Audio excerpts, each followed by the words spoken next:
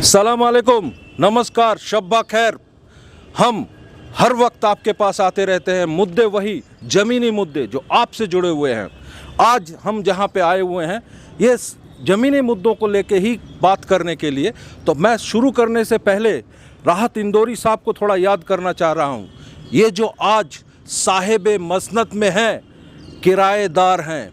ये जो आज साहिब मसनद पे हैं, किराएदार हैं, जाती मकान नहीं है उनका, ये जाती मकान नहीं है, किराएदार हैं ये लोग। आते जाते रहेंगे। राहत इंदौरी साहब को हमने थोड़ा याद किया क्योंकि आज ये जो 2021 में ये जो प्रजातंत्र का उत्सव आ रहा है, मतलब ये जो इलेक्शन आ रहा है, इसमें कहीं ना कहीं आप हैं भाग्य विधाता जो आम को खास बना सकते हैं और खास को आम बना सकते हैं। लेकिन मसला ये नहीं है। मसला ये है 70 साल हो गए हमारे प्रजातंत्र को। ज़मीनी मुद्दे, बेरोज़गारी, भूखमरी, हमारी शिक्षा, इस पे सही दिशा में काम नहीं हो रहा है। आम इंसान अपने जद्दोजहद में लगा हुआ है। ये इलेक्शन आते रहते हैं, जाते रहते हैं। हम सिर्फ प्रजातंत्र के पक्ष में हैं।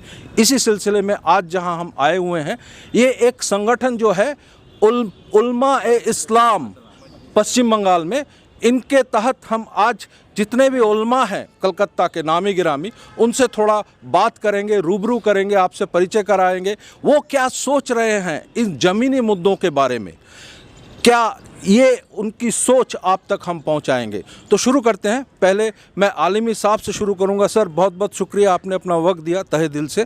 सर, पहला प्रश्न हमारा जो आ रहा है, ये जो प्रतीची फाउंडेशन अमर्त्य सेन ने बनाया, 2016 में उन्होंने एक वो प्रोजेक्ट बनाया था और एक रिपोर्ट लिया है कि 80% जो बंगाल में मुस्लिम है, रूरल बंगाल की बात कर रहा हूँ, जहाँ पे मेजॉरिटी ऑफ द मुस्लिम्स रहते हैं, वो 80% महीने का सिर्फ 5,000 रुपये, एक हाउस होल्ड को पकड़ा गया 5,000 रुपया पर मंथ का उनका इनकम है, और 38.5% सिर्फ 2,500 रुपया इनकम है सर।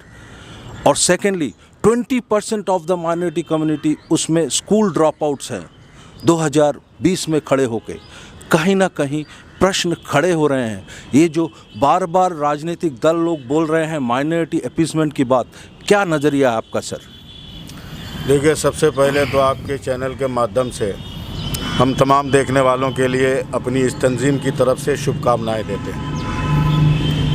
आपने जो इस वक्त सवाल किया है, ये बंगाल के मुसलमानों के लिए, वो चाहे जिस लैंग्वेज के जानने वाले हों, बोलने वाले हों, बहुत बड़ा सवाल है, बहुत बड़ा क्वेश्चन है आपका। आज़ादी से लेकर अब तक किसी भी हुकूमत ने हमारी तालीमी पसमानदगी को दूर करने के लिए कोई मुनासिब पॉलिसी नहीं निकाली, न बनाई। सर माफ़ कीजिएगा, मैं थोड़ा इंटरवेन कर रहा हूं आपको। अगर हम 1947 से 2020 तक का देखें तो 20 साल कांग्रेस का शासन रहा है, 34 साल लेफ्ट फ्रंट का शासन रहा है और 10 साल टीएमसी का शासन रहा है। और हर जगह पे एक ही चीज़ कहा जा रहा है, कहीं ना कहीं माइनॉरिटी अपीसमेंट। इसीलिए हमने आंकड़ों से आपसे बात की। बोलिए सर। देखिए, हम लोग मुसलमान हैं और अपने दुख दर्द को समझने के लिए हम ही लोग ज़्यादा समझ सकते हैं। हमारे पास सही तौर पे उसके इजहार का कोई तरीक़ा नहीं है, चाहे जो हुकूमत भी हो। लेकिन आज़ादी के बाद से अब तक हम हिंदुस्तान के हर लैंग्वेज के जानने वाले मुसलमानों का जो एहसास है, वो सिर्फ यही है कि बदकिस्मती तो देखिए इस हिंदुस्तान की, जो आया इस चमन को वही लूटता रहा। किसी ने भी हमारी तालीमी पसमानदगी को दूर करने की कोशिश नहीं की। अगर गांव, ग्राम, देहात में, पंचायत लेवल पर हमने कोई तहरीक चलाया, एजिटेशन किया, तो अगर हमें 20 वर्षों में कोई स्कूल भी दिया गया तो इतनी दूर स्कूल दिया गया कि हमारे छोटे छोटे बच्चे उन स्कूलों में नहीं जा सकते हैं। आंगनबाड़ी और दीगर सिलसिले चले तालीम के लिए, मगर उससे भी हमारे बच्चों को कोई बेनिफिट नहीं हुआ, इसलिए कि वो सब न सब किसी तंजीम के ज़ेरे साए चलते थे, जिस पर किसी न किसी का राज था, जो पेट पालने और पेट भरने का कामकाज था। हमारी तालीमी पसमानदगी कल भी थी, आज भी है। और सर, अभी हम गुलाम असी मिसबाही साहब के पास आ रहे हैं। सर, एक मुद्दा जो खड़ा है, कहीं ना कहीं ये मदरसे को लेके तो मदरसा जो बताया जा रहा है कि ये एक इस्लामिक फाउंडेशन का एजुकेशन सिस्टम है। शायद हमारे दर्शकों के लिए बता दें कि ये वारेन हेस्टिंग्स ने 1780 में ये मदरसा फॉर्म किया था। मदरसा फॉर्म ऑफ एजुकेशन है और एक जो आंकड़े आ रहे हैं उसमें अभी भी बंगाल में लगभग 20% हिंदू बच्चे इस मदरसों में पढ़ते हैं।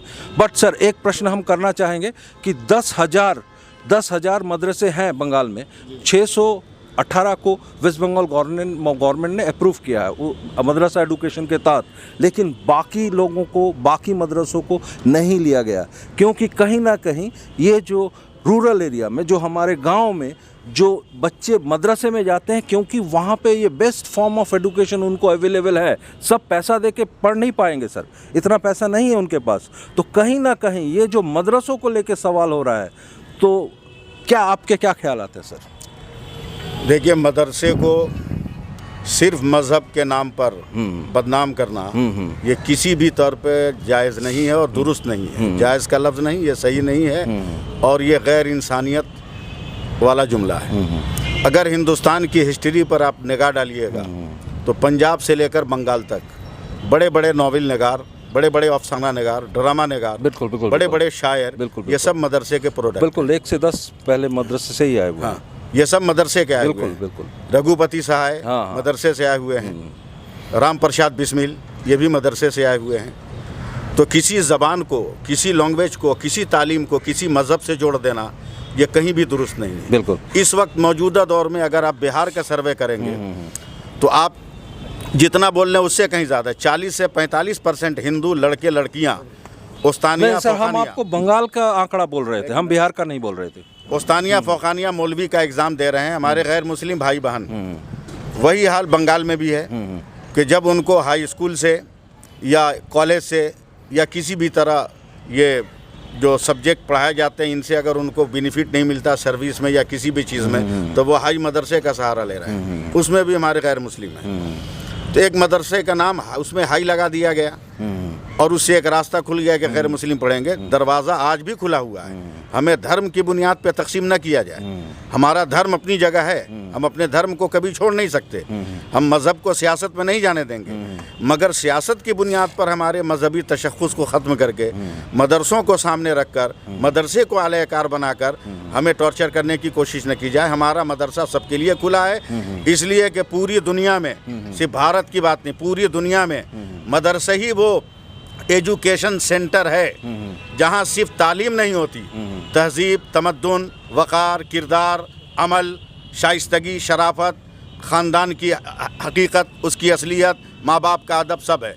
सिर्फ एजुकेशन से कुछ नहीं होता, वरना एजुकेटेड बहुत लोग हैं, वो माँ की मर्यादा नहीं जानते, बाप की अज़मत क्या है वो नहीं जानते, इंसानियत क्या है वो नहीं जानते। आज जितने लुटेरे भारत में पाए जा रहे हैं, चाहे वो मिनिस्टर लेवल पर हो या जंगलों में राज करने वाले हो, कौन उसमें जाहिल है? सब हाई क्वालिफाइड है। तो सिर्फ तालीम से काम नहीं होगा, तहज़ीब चाहिए, तमद्दुन चाहिए, शराफत चाहिए, और ये दौलत तालीम के साथ सिर्फ हिंदुस्तान के मदरसों में दी जाती है और हमारे बंगाल के भी मदरसों में दी जाती है। ठीक है सर। और एक आ रहे हैं अभी जो 2021 में जो आपका प्रजातंत्र का उत्सव आ रहा है, मतलब इलेक्शन, इस पे जो आपका नज़रिया है, क्या कहना चाहेंगे आप इस इलेक्शन को मद्देनज़र रखते हुए? जो आलिमी साहब ने अभी कहा है कि आपका 70 साल हो गए लेकिन कहीं ना कहीं ये माइनॉरिटीज़ डिप्राइव्ड होते चले गए हैं। मैंने आंकड़ों से बात किया है आपसे, तो क्या कहना चाहेंगे आप ये 2021 को मद्देनज़र रखते हुए, क्या कहना चाहेंगे आप? जी, सबसे बड़ी बात तो ये है कि आज़ादी के बाद से लेकर सिर्फ बंगाल लेवल पर ही नहीं बल्कि पूरे भारत लेवल पर जानबूझ करके मुसलमानों को और माइनॉरिटी को दबाने, कुचलने और इनको पसमानदगा बनाने की एक मुनज़्ज़म और मंसूबाबंद साजिश की गई है और उसके कई एक ज़ाविये से ये लोग इसके शिकार भी हुए हैं। मदरसे की बात अभी आलिमी साहब ने किया, ये तो देख ही रहे हैं। उसके अलावा हमारी नुमाइंदगी ना तो गवर्नमेंट मुलाजमत में खातिर खा है, ना हमारे बच्चे अच्छी तरीके से तालीम हासिल कर सकते हैं गवर्नमेंट के स्कूलों कॉलेजों में। जहाँ भी देखिए हर सर एक आपको एक हम वो बताते हैं कि अगर आप देखें तो 5 डिस्ट्रिक्ट सबसे ज़्यादा माइनॉरिटी पॉपुलेशन है, उसमें सबसे हाईएस्ट में खड़ा हुआ है मुर्शिदाबाद। 66.8% वहाँ पे माइनॉरिटी हमारे मुस्लिम भाई बहन हैं। तो वहाँ पे अगर आप देखते हैं तो सिर्फ आपका 2% ग्रेजुएट हैं और 37% पूरी तरह से इलिटरेट है। क्या कहना चाहिएगा? बात दरअसल ये है कि किसी शायर ने बहुत पहले कहा था, क्या इसलिए तकदीर ने चुनवाए थे तिनके, जब बन जाए नशीमन तो कोई आग लगा दे। इसी के मुताबिक हमारे माइनॉरिटीज़ और मुसलमानों को हर जगह पे पीछे की जानिब ढकेला गया है। तालीमी मामले में अभी जो इससे पहले जो रिपोर्ट आई थी वो तो पूरी दुनिया पे जग जाहिर है, सब लोगों ने देखा है। मुसलमानों को आज तक सिर्फ इलेक्शन का एजेंडा बना करके और अपने वोट बैंकिंग का एक मोहरा बना करके इस्तेमाल किया गया है। और ख़ास तौर से मुसलमानों को कि वोट से जब वो लोग कुर्सी तक पहुंचते हैं, पार्लियामेंट तक चाहे असम्बली तक पहुंचते हैं, तो मुसलमानों को 5 साल तक ऐसे भूल जाते हैं, लगता है इनसे कोई मतलब ही नहीं है। सर इस बार एक थोड़ा सा सियासी प्रश्न आपको कर रहे हैं सर। अब बंगाल के इलेक्शन में बहुत लोग उतर रहे हैं, तो एक पॉलिटिकल पार्टी भी आ रही है, AIMIM उतर रही है, बंगाल में उतर रही है। तो इस पे आपका क्या नज़रिया? कहीं ना कहीं वो अपने आप को पूरी तरह से मुसलमानों का रहनुमा दिखाने की कोशिश कर रहे हैं, आप क्या कहिएगा? सर इससे पहले मैं कह दूं, बिहार में आज तक के जो इलेक्शन आए हैं इसमें पहली बार कैबिनेट में कोई माइनॉरिटी रिप्रेजेंटेशन नहीं है। मैं तो सबसे पहले आपके माध्यम से असदुद्दीन ओवैसी साहब को एक राय दूंगा कि आप जहाँ हैं हैदराबाद में आप वहीं रहिए। आपको हिंदुस्तान में कहीं निकलने की ज़रूरत नहीं है। क्यों बोल रहे हैं सर? इसलिए बोल रहे हैं कि हाँ। जहाँ जहाँ जाते हैं वो तो वहाँ सिवाय नुकसान के फ़ायदा नहीं होता है। बिहार में 5 सीट लेके आए, 15 सीट ख़राब किए हैं। यहाँ पे अगर 10 सीट ले भी आते हैं तो उसके ज़रिए से कम 50 सीट ख़राब करेंगे, है ना। तो हमको तो उससे फ़ायदा लेना है भाई कि जो हमारा साथ दे, जो हमारा काम करे। लेकिन वो तो बोल रहे हैं हम पूरी तरह से मुसलमान के रहनुमा हैं, आप ही का बात करेंगे। फिर सर क्या क्यों बोल रहे हैं? लॉजिकली दीजिए, क्योंकि आपकी आवाज़ पूरे बंगाल तक, पूरे भारतवर्ष तक जा रही है, हर जो मुसलमान वो सुन रहा है आप क्या बोल रहे हैं। तो ये कहीं ना कहीं AIMIM के अवासुद्दीन अवैसी तक भी ये आवाज़ जाएगी। बोलिए मुझे, अगर हजरत के बोलिए आप। मैं खुल के बोल रहा हूँ, अगर उनकी पार्टी इतनी मजबूत रहती, इतनी बड़ी रहती कि हाँ पूरी की पूरी सीट वो ले ही आते और पूरी उनकी हुकूमत बन जाती तो हम लोग खुल के साथ दे देते। लेकिन ऐसा तो होता नहीं है। होता ये है कि वो आते हैं, फायदा बीजेपी को हो जाता है, है ना। अब खुल के मैं बोल रहा हूँ, मान लीजिए TMC में 50 मुसलमान को सीट दी गई, है ना, वहीं पर वो 50 आदमी खड़ा कर देगा तो क्या वोट बटेगा? फायदा किसको होगा? बिल्कुल बटेगा। फायदा किसको होगा? नहीं, बीजेपी को होगा। देखिए माननीय मुख्यमंत्री ने कहा भी है कि वो भाजपा की बी टीम है। अब क्या बोलिएगा आप? देखिए बी टीम में की सीटें में उसके बारे में मैं नहीं बोल सकता हूँ, उससे कोई मतलब देखिए नहीं। मैं जो बोल रहे हैं मैं आपको बता रहा ये हूँ, वो आप जो बोल अपना रही है, लॉजिक अपने- दीजिएगा, देखिए- आप अपना लॉजिक दीजिएगा। देखिए चीटिंग बाज तो भाई मोदी हुकूमत है ही है ना। नहीं आप आज से चीटिंगबाजी कर रही है। आप हम अपना लोग किस नजरिया लिए- रखिए हम सर। नजरिया ये रख रहे हैं कि चीटिंगबाज वो भी है और चीटिंगबाज ये भी है। अच्छा। दोनों चीटिंगबाज है। भाजपा भी चीटिंगबाज है। देखिए नोटबंदी किया, फेल। GST किया, फेल। लॉकडाउन किया, फेल। अब किसान को लॉलीपॉप दिखा रहा है कि हम तुम्हारे फायदे के लिए कर रहे हैं, उसकी जमीन को छीन रहा है वो। जो नहीं सर, हिंदुस्तान की- आप घूम रहे हैं। मैंने जो मैं प्रश्न घूम किया नहीं रहा था हूं सर, AIMIM पे आपका क्या नजरिया है? मेरा नजरिया तो मैं साफ कर दिया। मेरा साफ नजरिया है। क्या है सर? मेरा साफ नजरिया है कि वो हैदराबादी में रहे खाली। अच्छा, बंगाल में ना आए। बंगाल क्या पूरे हिंदुस्तान में कहीं ना जाए वो। अच्छा, मेरी राय ये है। अच्छा, तो मिसबाही साहब फिर घूम के आ रहे हैं, क्यों कहीं ना कहीं 2021 सामने ये जो सियासत आ रही है, सियासतदान जो सियासत कर रहे हैं, और कहीं ना कहीं आप लोगों का नज़रिया बहुत मायने रखता है। इसीलिए हर जो प्रश्न जुड़ा हुआ है, जो आम इंसान कर रहे हैं, वो हम आपको कर रहे हैं सर। इस पे आप क्या AIM पे नज़रिया रख रहे हैं सर? रखिए फिर। देखिए, आपने अभी एक सवाल किया। हाँ बिल्कुल, कि मुस्लिम रहनुमा की हैसियत से वो आ रहे हैं। बिल्कुल। देखिए, रहनुमा वो का कह रहे हैं सर, वो जो कह रहे हैं हम अब तो पहचा रहे हैं। उनको कहने दिए। रहनुमा का लफ्ज़ एक धार्मिक लफ्ज़ है, एक मुहज़्ज़ब लफ्ज़ है। हर कोई रहनुमा नहीं हो सकता। वो सियासी लीडर हो सकते हैं, मुस्लिम रहनुमा नहीं। अगर वो मुस्लिम रहनुमा अपने आप को कह रहे हैं तो बिहार में फिर हिंदू को क्यों टिकट दिया अपनी मजलिस से? उन्होंने गैर मुस्लिम को क्यों खड़ा किया? अगर सिर्फ मुस्लिम है, सबसे बड़ी बात तो यह है कि वो मुसलमानों को बेचना बंद करें। मजलिस इत्तेहादुल मुस्लिमीन नाम रख रहे हैं, गैर मुस्लिम को टिकट दे रहे हैं। इत्तेहादुल आवाम कर दें, इत्तेहादुल आवाम कर दें, इत्तेहादुल इंसान कर दें। वो मुसलमानों को क्यों बदनाम कर रहे हैं? वो आते हैं, बहुत तेज़ तरार, बहुत अच्छी तकरीर करते हैं, जज्बाती तकरीर करते हैं।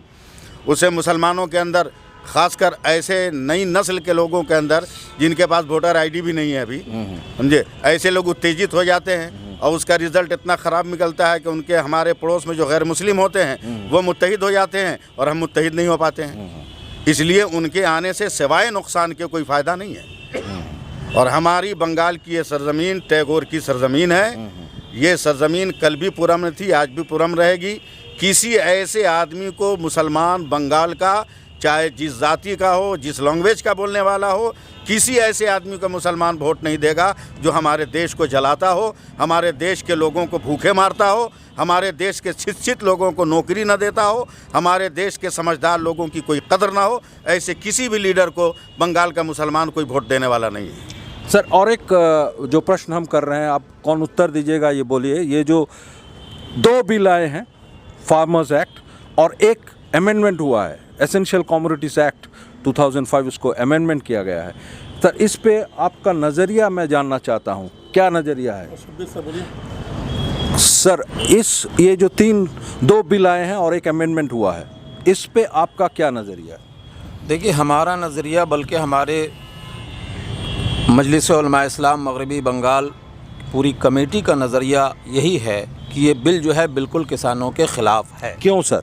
इसलिए ख़िलाफ़ है कि जाहिर सी बात है, एक किसान को ये उम्मीद रहती थी कि चलिए ये माल मेरा 5 रुपया किलो बिकेगा, और वो सुविधा को बंद किया जा रहा है। कैसे सर? इस तरह से बंद किया जा रहा है, अभी आप ही लोग मीडिया वाले दिखाने वाले हैं कि बड़े बड़े पूंजीपति लोगों के बाज़ाब्ते गोडाउन बनाए गए हैं और बना करके तैयार किए जा रहे हैं। आखिर किस लिए? सर, ये जो अमेंडमेंट आया है, ये जो 2 एक्ट आए हैं और एक अमेंडमेंट हुआ है, इस पे हम भाजपा का जिन्होंने लाए हैं उनका लॉजिक आपको बोल रहे हैं कि किसान अपनी मर्जी से अपना माल बेच पाएगा, उसको सरकारी मंडी में जाने की ज़रूरत नहीं है। सेकंड, थर्ड पॉइंट जो है, एक पॉइंट जो खड़ा हो रहा है, वो लोग बहुत ज़्यादा बोल रहे हैं कि आपके पूरे भारतवर्ष में हर साल 50,000 करोड़ का ग्रेन ख़राब हो जाता है ड्यू टू रॉन्ग डिस्ट्रीब्यूशन और स्टोरेज नहीं है। तो कहीं ना कहीं ये प्राइवेट इन्वेस्टमेंट यहाँ होने के चलते ये अच्छा होगा।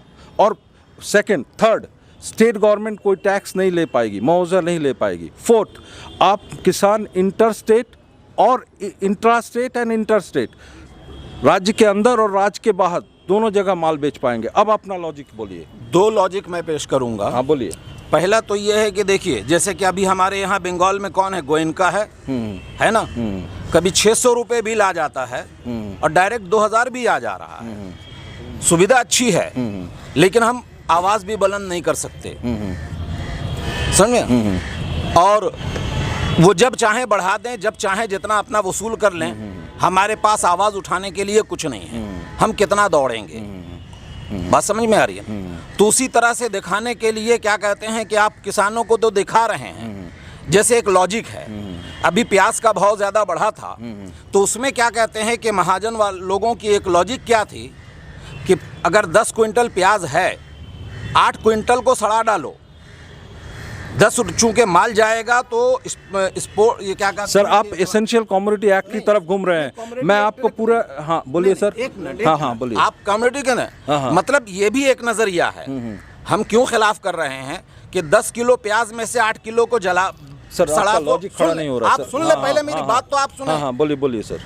आप 10 किलो में से 8 को जला दो और 2 किलो को 100 रुपए किलो बेच दो, तो यही हाल होगा पूंजीपति का कि माल जो है जितना हो सकता है स्टॉक करो। अगर पूंजीपति अगर गवर्नमेंट के 10 रुपया बढ़ा के भी देता है ना, तो उसका कोई नुकसान नहीं होगा। अगर उसने गोडाउन का दरवाजा बंद रखा है, तो क्या गवर्नमेंट का सिपा सालार जा करके बोलेगा पहले ये कानून था कि आप इतना से ज़्यादा स्टॉक नहीं कर सकते हैं? नहीं सर, इसमें मैं थोड़ा सा आपको ऐड कर दे रहा हूँ। ये जो एसेंशियल कमोडिटी एक्ट को अमेंड किया गया है, इसमें क्या बोला गया है, 50% तक आपका हॉर्टिकल्चर जो प्रोडक्ट है उसमें अगर बढ़ाता है, मतलब सपोज 100 रुपया है उसको 150 रुपया कर दिया, वहाँ पे सरकार इंटरवेन नहीं करेगी। और आपका एग्रीकल्चरल प्रोडक्ट में 80% तक अगर कोई बढ़ाता है तो सरकार इंटरवेन नहीं कर पाएगी। ये आपका एक्ट में अमेंडमेंट किया गया है। तो इसमें एक जो क्वेश्चन खड़ा हो रहा है, आप जो बोल रहे हैं, अगर मैं आपको ठीक से समझाऊं कि मैं एक बिजनेसमैन हूं, मैं एक चीज़ को 180% में ला के बंद कर दूंगा, तो आप कहाँ से पकड़िएगा मुझको? 100 रुपये का माल 180 में बिकेगा। तो इस पे हाँ बोलिए सर। देखिए, लाखों लाख किसान जो सड़कों पे आए हुए हैं वो बेवकूफ़ नहीं है। हाँ हाँ, समझ रहे हैं? नहीं सर, इसमें एक जो प्रश्न है मैं आपको बताऊं, मेजॉरिटी पंजाब और हरियाणा के किसान हैं, क्योंकि एक शब्द है MSP, मिनिमम सपोर्ट प्राइस। ये आपका हमारा जो फेडरल स्ट्रक्चर है सर, वो 3 तरह से चलता है। एक है आपका सेंट्रल लिस्ट, और एक स्टेट लिस्ट, और एक है कॉन्करेंट लिस्ट। तो इसमें सेंट्रल अपना बहुत सारी चीज़ों पे जो आपका सेंट्रल जो लिस्ट है उसमें वो डिसीजन ले सकती है, स्टेट लिस्ट में स्टेट ले सकती है, और कॉन्करेंट में राज्य सरकार और केंद्रीय सरकार मिल के ले सकते हैं। लेकिन इसमें एक प्रेरोगेटिव है, अगर राज्य और केंद्रीय सरकार अगर अपने में नहीं बनी तो वो प्रेरोगेटिव जाता है केंद्रीय सरकार के लिए। तो आप जो बोल रहे हैं ना सर, हाँ, तो इसमें ये जो प्रावधान है इनको लेके तो काम हो रहा है ना। हाँ बोलिए सर, क्या बोल रहे हैं? इनको लेके काम नहीं हो रहा है। अगर इनको लेके काम किया जाता तो बिल पास होने से पहले इनसे सजेशन लिया जाता। पहली बात तो ये है। दूसरी बात ये है कि आपको सिर्फ किसानों की इतनी फिक्र लगी हुई है, और किसान आज सड़कों पे, ठिठुरती सड़कों पे आकर के मर रहे हैं। कोई गोली मार ले रहा है, कोई जहर खा ले रहा है। इन सब चीज़ों की फिक्र नहीं। अगर किसान जिनके हित में आपने बनाया है, अगर वही बोल रहा है कि हमारे हित में नहीं है। नहीं सर, वो लोग एक जो मैंने आपको अभी थोड़ा बोला ना, मिनिमम सपोर्ट प्राइस, तो मिनिमम सपोर्ट प्राइस सबसे ज़्यादा है पंजाब में, 95% वो लोग उनको अवेल करते हैं। लेकिन अगर आप यूपी में जाइएगा तो 3.5% है मिनिमम सपोर्ट प्राइस। तो ये जो सपोर्ट प्राइस है, मिनिमम सपोर्ट प्राइस, ये प्रेरोगेटिव है स्टेट गवर्नमेंट का। सेंट्रल गवर्नमेंट इसमें इंटरवेन नहीं कर सकती है सर, ये हमारा कॉन्स्टिट्यूशन में लिखा हुआ है।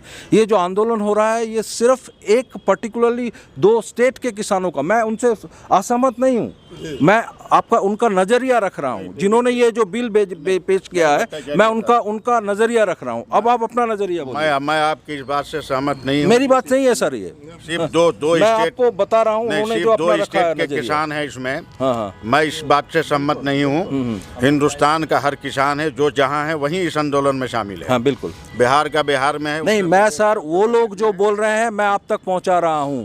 बार बार जो बोला जा रहा है कि पूरा भारतवर्ष के किसान, वो बोल रहे हैं नहीं 2 स्टेट के किसान।